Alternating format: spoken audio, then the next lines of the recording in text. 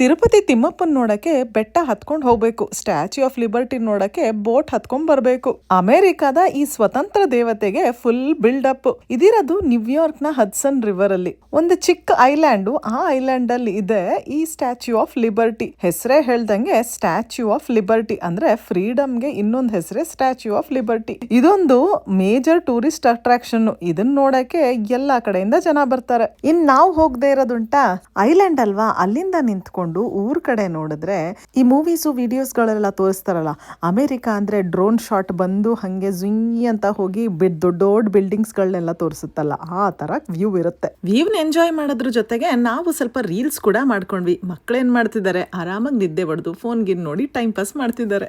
ಇದು ಬಿಟ್ರೆ ನ್ಯೂಯಾರ್ಕ್ ಅಲ್ಲಿ ವಾಲ್ ಸ್ಟ್ರೀಟ್ ಅಲ್ಲಿರೋ ಚಾರ್ಜಿಂಗ್ ಬುಲ್ ಸ್ಕಲ್ಪ್ಚರ್ ತುಂಬಾನೇ ಫೇಮಸ್. ಇದನ್ನ ನೋಡೋದಕ್ಕೆ, ಇದನ್ನ ಟಚ್ ಮಾಡೋದಕ್ಕೆ, ಇದ್ರ ಹತ್ರ ಫೋಟೋ ತೆಗೆಸ್ಕೊಳ್ಳಕ್ಕೆ ಜನ ಕ್ಯೂ ಅಲ್ಲಿ ನಿಂತ್ಕೋತಾರೆ.